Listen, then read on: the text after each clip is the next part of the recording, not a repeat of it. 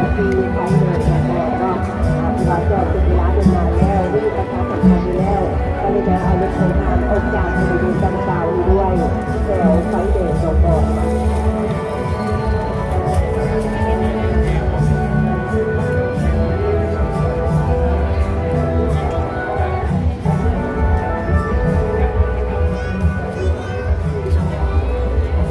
ยังมีมาพ่นอีก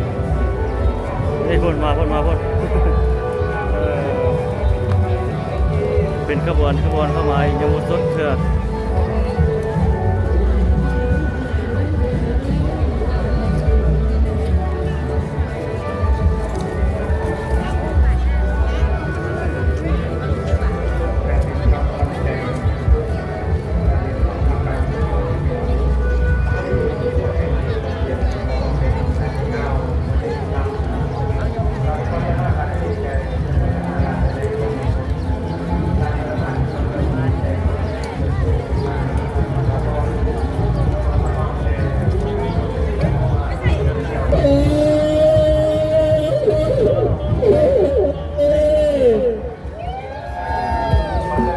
สงสัยเป็นเสียงมันเป็นเลยนะเสียงมันเลยอันนี้ก็จะไปยังไงด้วยนะ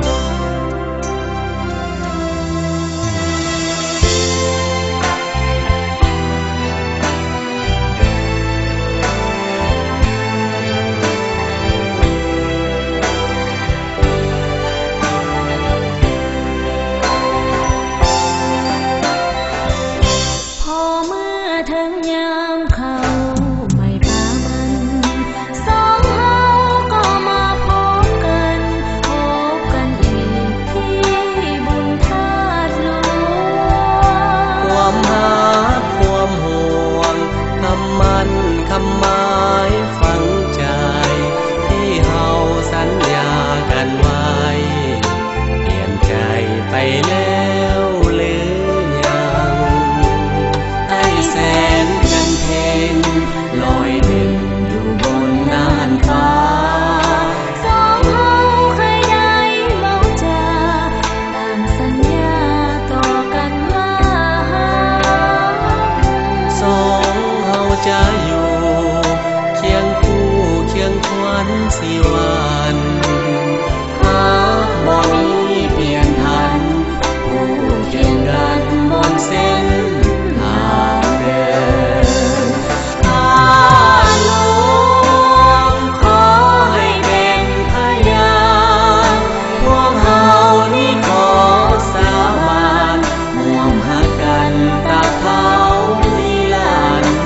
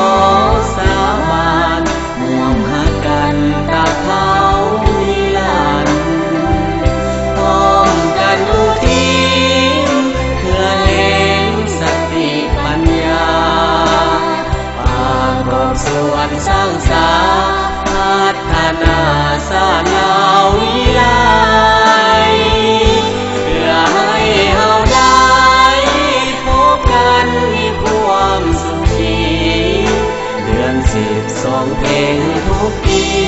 ให้เฮานี้ได้มาพบกันเดือน12เพลงทุกปีให้เฮานี้ได้มาพบกันมาพบกันที่บุญธาตุหลวง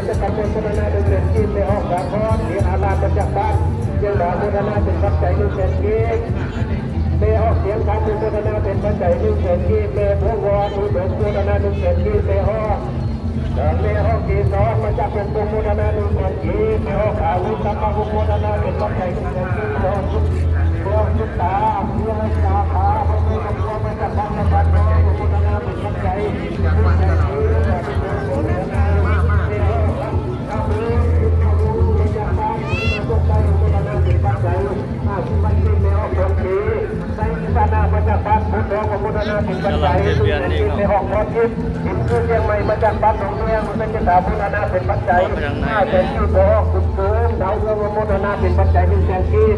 เบอวัดใจตัวโมทนาเป็นปัจจัย1 ล้านกีบสาธุของผมโมทนานี่ก็ไม่แล้วแค่แก่ราคาดี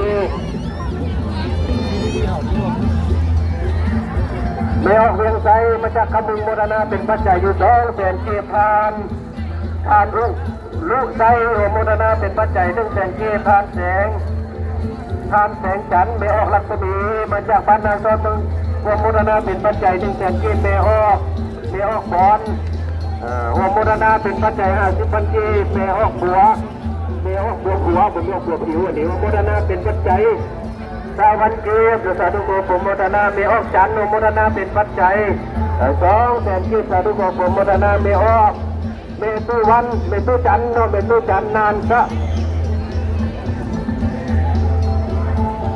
แม่ตู้จันเนาะมาจากบ้านหนูมุรณาเป็นปัจจัยทุกแสนชีตัวสาธุขอผมมุรณานำเด้อแม่ตู้เด้อไว้เป็นบุญเป็นกุศลบุญกันนั้นตู้อยู่ดีมีแรง